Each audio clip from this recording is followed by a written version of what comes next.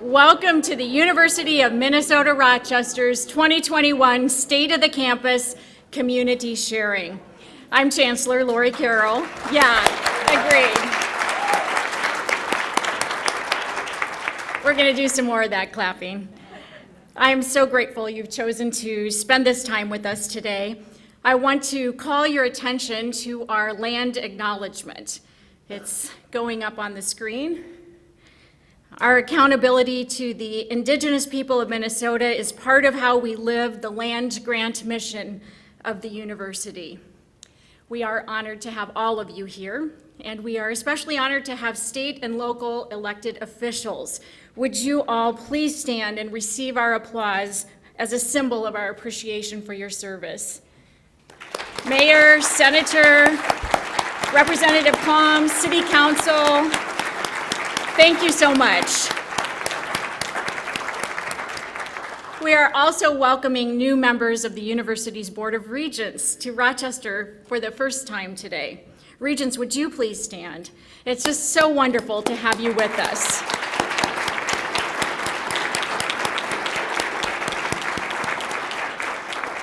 Further, we have members of my Community Advisory Committee and UMR retirees in the room. Would you all please stand?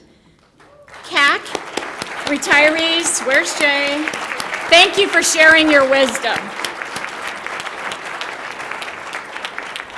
And the UMR community. Now, these are the people who are making it all happen.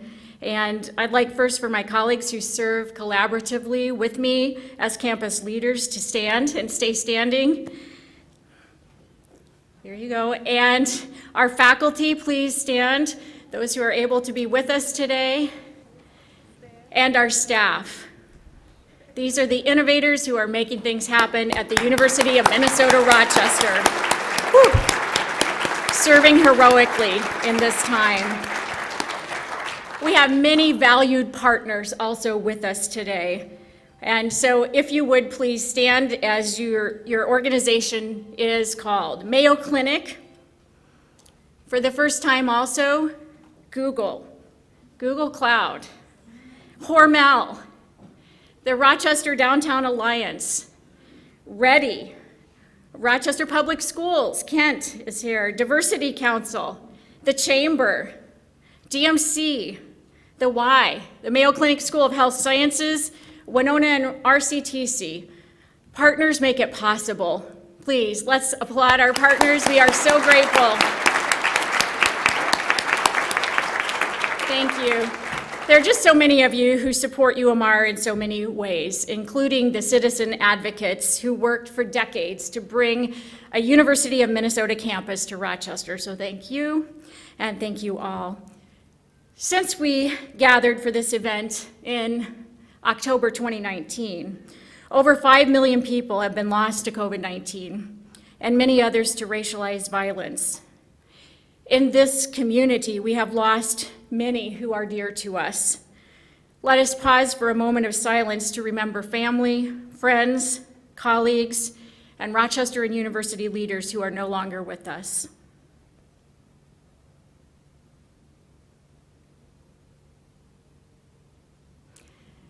What a privilege it is for each of us to gather and to gather in person. You are all special guests, and I'm really glad you were able to be here. Welcome. Just a quick reminder, your boxed lunch will be provided as you depart, keeping you masked and therefore as safe as possible for this large gathering. Part of our success has been high compliance with masking and vaccination expectations. We're following the science to keep our positivity rates as low as possible. And that reminds me of one more special group of colleagues, our UMR COVID care team.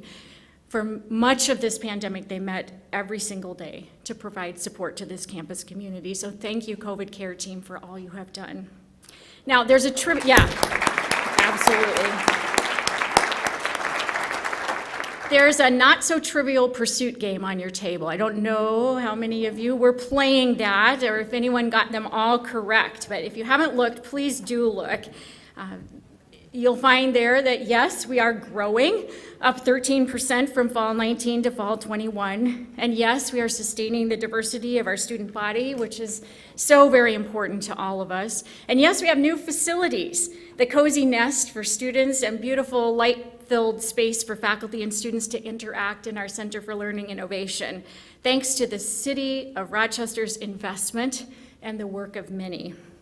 And yet, those successes on your cards do not tell the whole story of the current state of the UMR campus. We are living through a period of disruptions like no other. As individuals in a campus community, we have struggled, and we continue to struggle. Last week, I was talking with a first-year student, and she was reflecting on loss, on her longing for connection, the rigor of the academic work. I think she said something about chemistry. And she said, you know, some days you just feel like giving up. Haven't we all felt that? Persevering through, well, to start with all the Zooming, but the ambiguity, the anxiety, the loss and grief, the anger, the ongoing racial injustices and disparities, and truly the exhaustion. Though the impacts have been uneven, this era has been hard for all, including educators and students at every level, and certainly the UMR community. I'm reminded of a poem my dad kept on his refrigerator for years. The author was unknown, but perhaps any of us could have written it. The short little piece said, "I can't go on. I really can't go on. I just cannot go on. So I guess I'll get up now and go on." I've chosen to focus today on emerging innovations in this disruptive era, not out of denial of the hardships, but instead as a sign of realistic hope, a reminder of how we are being strengthened and changed, and most assuredly, how we are continuing to learn. In this ongoing context of disruption, the UMR vision pulls us forward. And today I want you to hear from some of the students, faculty, and alumni who are getting up and going on. One new endeavor is NextGen Med's Summer Quest. This was designed for students who are coming of age in this disruptive era, and they are now very much driven to discover solutions to global health challenges. We have a short Quest video. I chose to have Summer Quest because before coming here, I only had a really vague idea about what I wanted to do in the health profession. It gave me kind of access to a lot of different people and guest speakers, so I was able to talk with environmental scientists, some like industry professionals. There's absolutely no downside to it. I definitely learned a lot from it and I enjoyed the experience, and definitely didn't know like half of these careers that we learned about existed in the first place. And now I'm like actually interested in like exploring those different like avenues and stuff. I think it's a great experience, especially because you get to see college life on like a very personal level. It was a great opportunity to learn about University of Minnesota, Rochester. So I definitely would recommend it for people who are just genuinely contemplating different fields coming out of high school. There's a lot of exploration into the different careers. We also have actual mentors and healthcare professionals from all over the board that give you their firsthand experience. Fortunate to have one Quester with us. Most are in high school today. So Amy, welcome. I'm wondering if before we talk about Quest, you could tell us a little bit about yourself. Hi everyone, my name's Amy Romanowski. I am originally from a small town in Pennsylvania. I am a senior in high school right now, but I'm also a PSEO student here at UMR, which just means I take college classes when I'm here in high school. I'm really passionate about health science, but not quite sure exactly what I want to do, so I'm kind of excited to meet everybody here. Great. Now, at Summer Quest, you were exploring some of those careers, but you were doing that by investigating health challenges. I'm wondering if there was a particular health challenge you found interesting. Yes, so one of our classes was about health disparities in America. The one that was very interesting to me, but we did a couple things in that class that made it a lot of fun. We collected a lot of data. Well, we looked at it, collected data, and we got to see a lot of the people that were affected by the health disparities in America and the groups of people and the solutions that people are trying to find to solve it. Then one thing we did during the week was we got to go to the local community garden, which was a lot of fun. And we got to see where the UMR has a lot there. We got to meet the gardeners, we got to hear what they do and how it helps the health disparities in Rochester right now. The last thing we got to do in that class was we got to hear from each other and the experiences we've had with each other, with health disparities in our own lives, and being able to hear that was really amazing. Great. So at UMR, relationships between students and professors are really important, but you were just here for a week. Were you able to make some of those connections? Yeah, so it was only a week long, but we were in classes all day, so we got to be with the professors a lot, which meant that we got to ask a lot of questions, and the professors were very passionate about what they did. So when they were passionate, we got to be really interested in it as well because we had a lot of fun with them, and which led to having great relationships by the end of the week. Great. Well, Summer Quest was also designed to connect you to other students in a living, learning community. What was that like for you? Yeah, so there was 35 of us, and we lived at the dorms at UMR. We had a lot of fun because we were together all day, and we didn't have too much time to ourselves, but we got to know each other really well by the end because we all were very passionate about health science and were really interested in that topic. So we all asked a lot of questions to each other, and we got to know each other pretty well. Great, and here you are, a student at UMR, so it looks like it was a pretty good fit, right? Amy, thank you.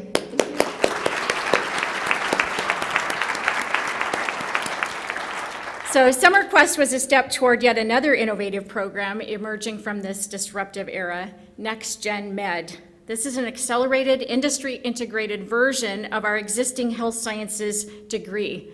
The forward-looking aims of this new program are aligned with President Gable's system-wide strategic plan, Impact 2025, and are supported by our Board of Regents.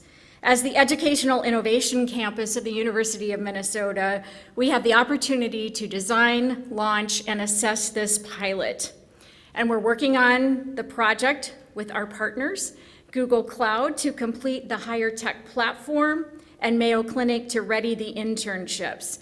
And we look to UMR's innovative faculty to lead the curricular design process. Those who were drawn to the project built on recommendations from a pre-pandemic faculty innovation team, adding lessons learned during the pandemic, strategically working to connect higher tech with the high-touch approach that has been so important to UMR for so long, driving our equity in educational attainment outcome. I'm pleased to have 2 of our 5 next-gen faculty designers with us today. Wondering if you could introduce yourselves. Dr. Metzger? Hi, I'm Kelsey Metzger. I'm one of the tenured faculty members in the Center for Learning Innovation.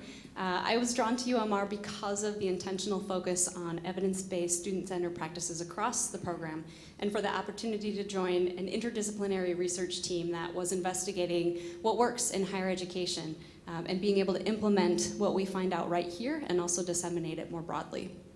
Great, thank you. And Dr. Pratt-Racina? Hi, my name is Xavier Pratt-Racina. I teach chemistry. I'm an associate professor as well, like Kelsey. I'm the one to blame, I guess. I do research on learning, and it really attracted me, the idea. I do remember the job ad when I applied for this position back in 2010.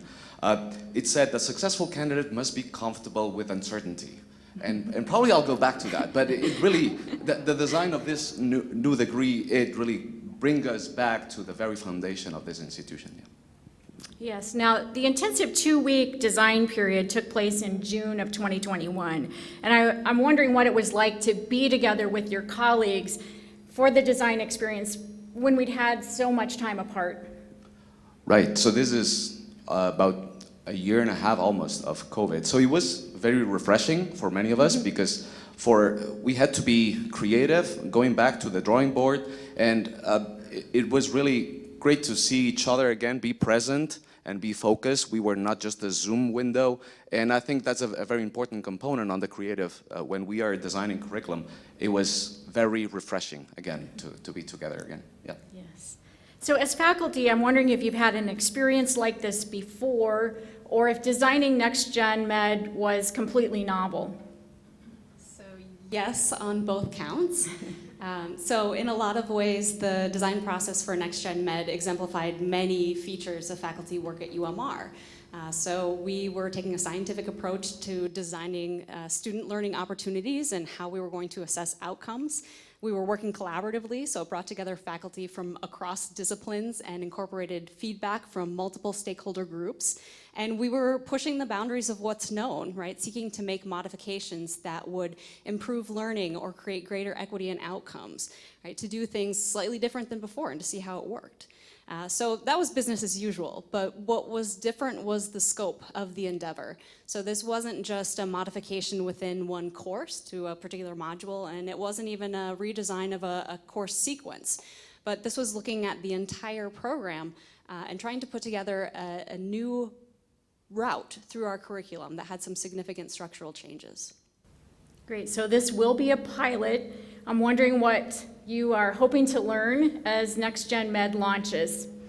Yeah, so I think we know what works at UMR. I think that the secret sauce is the student engagement, the relationships that Amy was talking about. So what we want to learn is how can we translate what we know works into an accelerated program.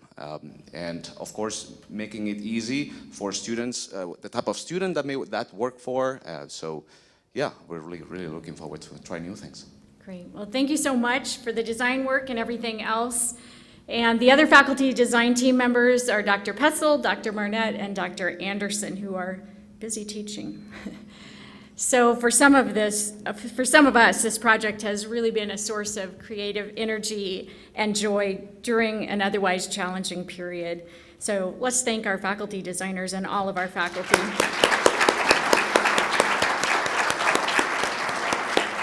And we're looking forward to welcoming the first trailblazing cohort of Next Gen Med students in August of 2022.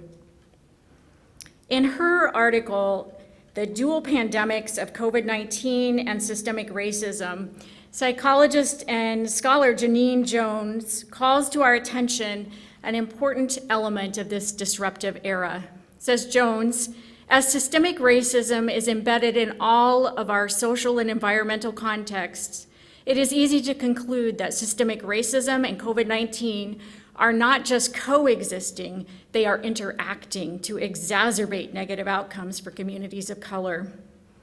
At UMR, we are grieved by racism, social injustice, and inequality, and we are not oblivious to the reality that our own campus environment needs continuous examination.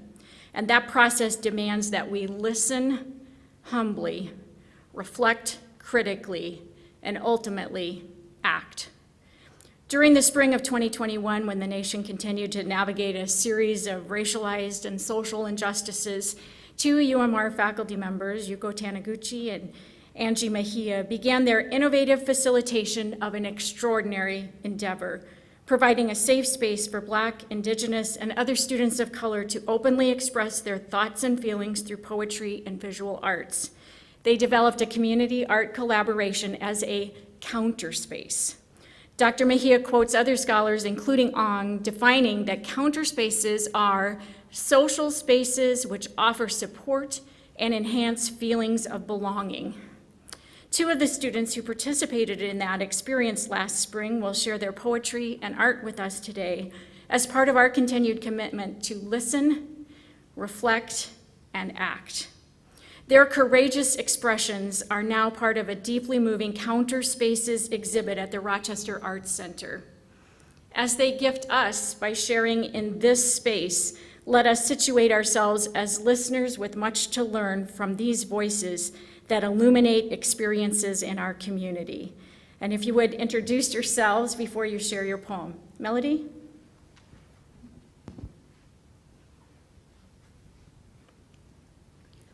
Hi, my name is Melody Yang. I'm originally from the St. Paul area of Minnesota. I'm a fourth year here at UMR and I'm going to be graduating in December. Today I'll be reading you my poem, My Eyes See What Yours Won't.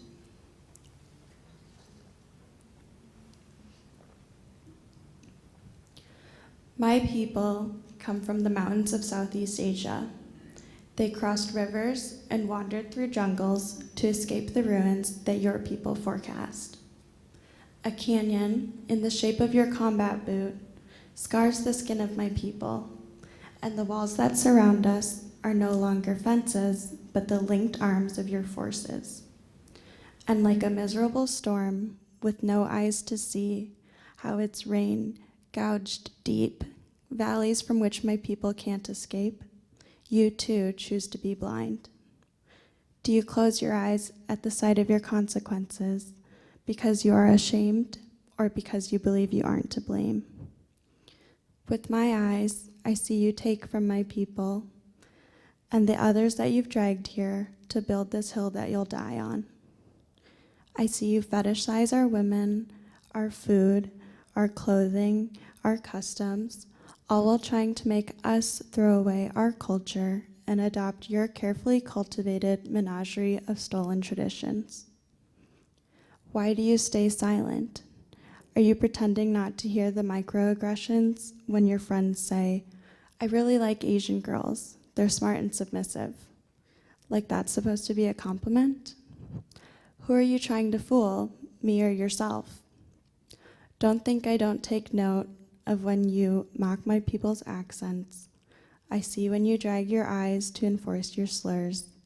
I see when you disregard my intelligence, claiming my color influences it. I see when you stand atop your watchtower, waiting for my people to rise up just so that you may shoot them back down. You understand that your privilege encourages the othering of my people in order to advance you and yours. Do you see my long black hair and forget that my roots weren't grown in oppression? Know that my pride stems not from power, but from resistance. And when you look into my eyes and see the dark brown of my iris, does it remind you of the earth that you've broken and the people you've stolen? Why do you see my eyes and believe they want to be exoticized for your pleasure? Why do you ignore the tears of my people, telling yourself that they enjoy being dismissed? Tell me, is the combination of my dark brown eyes and my long black hair an invitation for your bright white colonization? My people's story quilts give voice to our pain, and our ancestors strengthen our will to survive this endeavor. We'll make it through your mountains, just wait and see.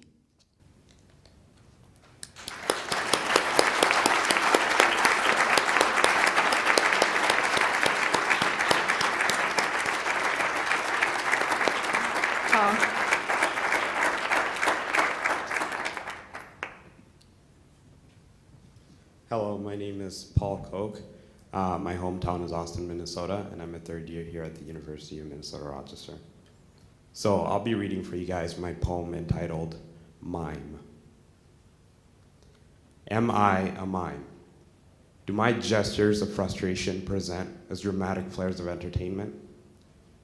It's entertaining when I'm dressed in society's costume, isn't it? You wouldn't be laughing though if you were stuck in this invisible glass. Hard to see, but somehow theatrical. We're the invisible class. Walk with me if you're human. You've got one job, one task. Speak up with me next time, will you? Don't rely on my ask.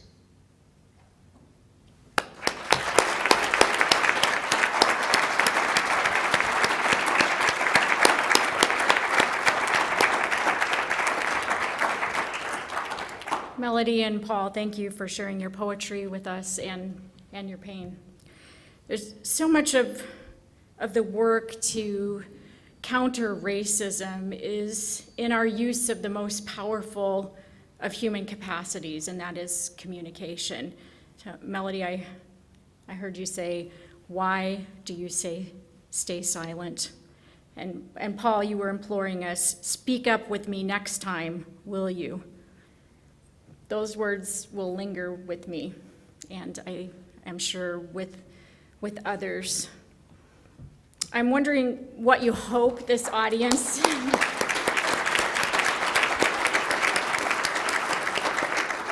I'm wondering what you hope the audience may take away from your art and what actions you see as next steps toward change. I hope that people are inspired to learn more about the different cultures in the U.S., especially those of the refugee groups that come here as a result of U.S. involvement. And I hope that this encourages people to expand their cultural competencies so that they can apply them both in their private and public lives.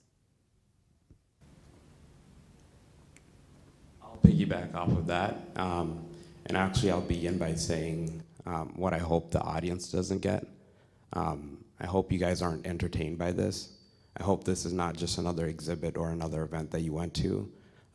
If anything, I want this to be something that galvanizes action in you so that you can go back and change your community, but starting first with your inner circles. Thank you. Melody and Paul. The University of Minnesota Rochester is committed to standing by our students and deepening our understanding. I want to invite you all to continue your listening by experiencing the Counter Spaces exhibit at the Rochester Arts Center. Please join me once more in acknowledging Melody and Paul's powerful voices.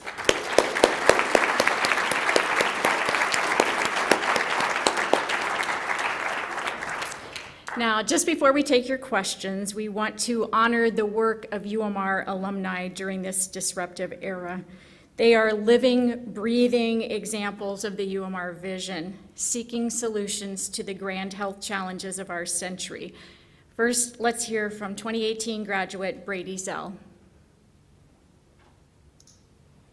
Hi everybody, my name is Brady Zell. I graduated from UMR in 2018, and I am currently a third-year PhD candidate at the Mayo Clinic, where I'm studying virology and gene therapy.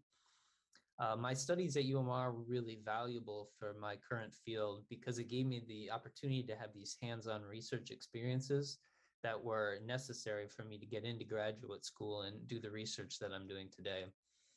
The pandemic was incredibly disruptive to our whole process when that hit. I was just getting into the swing of graduate school, and then everything stopped dead in its tracks. And we had this difficult transition time where we had to learn how to move all of our meetings and collaborative conversations onto an online format and figure out how to do science on a schedule that accommodates social distancing. And it was a very difficult time, but it allowed for a lot of reorganization and growth for myself, my lab, and the institution as a whole, I think.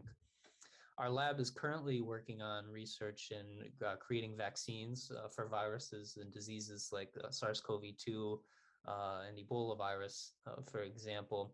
We also are working on anti-cancer therapies, as well as basic molecular biology studies on viruses. So as terrible as this pandemic has been for everything, it's really kind of shifted the focus and the light to have more interest in these very important fields that impact a lot of human health. So, I'm very thankful for my time at UMR and all of the prerequisites, knowledge, and opportunity that it gave me to be able to pursue this really fascinating career that I'm working on right now. And I'm very thankful for UMR wanting to share my story, and I hope you all have a good day. Yeah, we can clap for him. So proud, so proud. Sarah Bang is another grad I want to call attention to. She's a 2021 graduate of our joint BSHP Health Professions program with Mayo Clinic School of Health Sciences.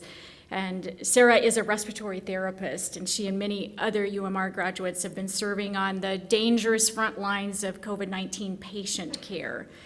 Sarah was surprised to find herself caring for her boyfriend's grandfather when he was suddenly admitted to the ICU with COVID. Sarah says, "I'm really learning to see every patient as a family member and be there because their family can't be."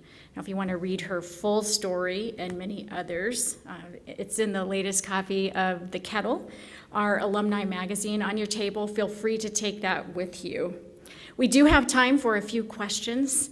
If you have some cards and pens on your table, and I think some have been submitted in it earlier. Molly and Ann are roaming quietly.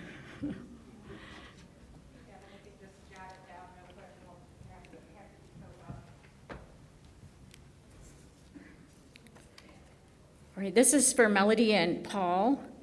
This exhibition is about counter spaces. How do you find such spaces in this community? Oftentimes I find that I have to make these counter spaces myself.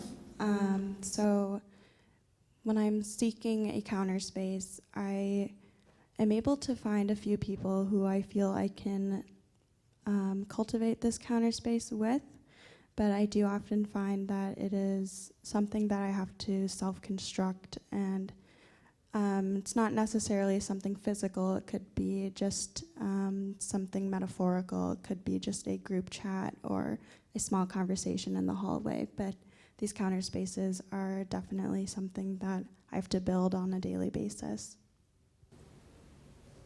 Yeah, I agree with Melody about that.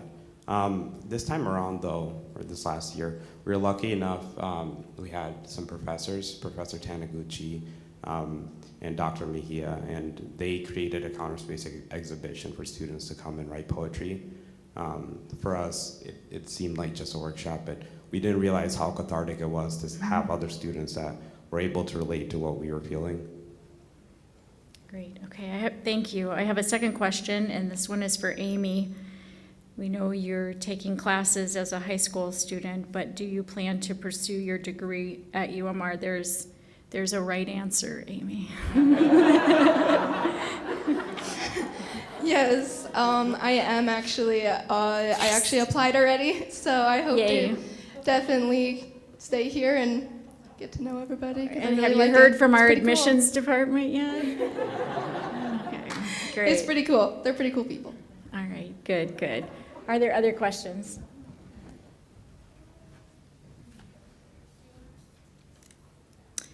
This is a question, are there places on campus for students in distress? Are there places on campus for students in distress? We do have mental health support through our counseling services. We also have established relationships.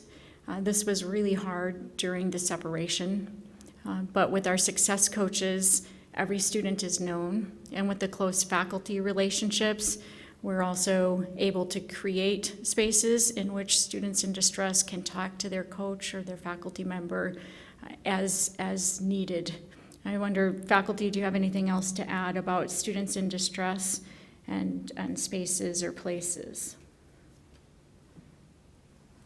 Yeah, I was just sharing with a colleague that that's become more of my narrative with students. Of course, we all have statements on our syllabi that point to, the standard departmental resources, system-wide resources, all of the counseling services, our partnership with Olmsted Medical, all of those things. But part of my increased narrative to students is to remind them that I'm a resource and that there are all kinds of things that I can help them find, or if they just want somebody to talk to, it doesn't have to be about the coursework. And so I've made it more of a point to say that, at the beginning of the semester, of course, here are all these resources, but then I'll also just mention to them, this past week had been particularly tumultuous for me, and so I called that out and said, I just wanted to recognize that I know I'm experiencing things that aren't normal, that there are bumps in the road, and you may or may not have them, COVID-related, learning-related, and so just making that part of our culture, that it's okay to recognize when things aren't going well. It's okay to say that things aren't perfect and I'm not as good as I could be. And so, yeah, and we all, of course, have those resources available to point students to their coaches, to our counseling services, and just letting them know that we see them and we would like to hear them. I think the difference now in this period has been that those in distress equal all of us, every single one of us. Again, the impacts have been uneven, but in many cases, the grief and loss is present for a majority of us. I think all have been affected. Are there any other questions? Here comes Molly.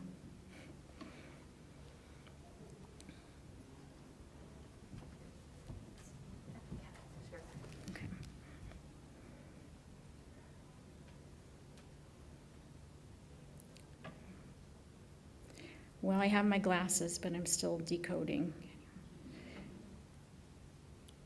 Oh, I get it. Okay. We have a question about current students' profile, in particular their home states. So we are, at this point, over 80%, Brett, help me, thank you, Minnesotan students. And among those 80%, about half are rural and about half are metro. And that also contributes to the diversity that we value in our student population and gives the opportunity for relationships across difference and the development of competencies related to that. The almost 20% who are from out of state are coming from adjoining states, as you might imagine, as well as Colorado and Texas. And we have one student from Idaho this year, and a few coming from California. Oh, Brett is nodding his head at me. So this is the profile in terms of states and our state that we so proudly serve. Right.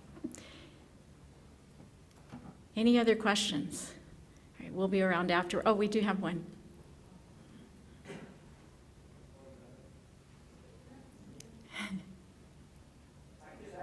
Okay. What's an innovation in teaching and learning that you're excited about that's come out of the university's research? How we're helping practitioners solve healthcare challenges in different ways? I have a long list, and I see what time it is. I'm going to turn, because we have a chemist on the stage, to a fairly recent adaptation of the curriculum related to math and chemistry and the sequencing there. Are you comfortable talking about that? Sure. Oops. Yeah, of course it depends on the kind of problem we're trying to solve. But we do have a strong focus on health science, so that gives us a lot of flexibility in terms of how we can help our students. We are not an all-purpose campus. So for example, chemistry does not need to serve the different majors that chemistry would rely on. And therefore, we can organize the topics. For example, if we know that math may be a problem, we can postpone it.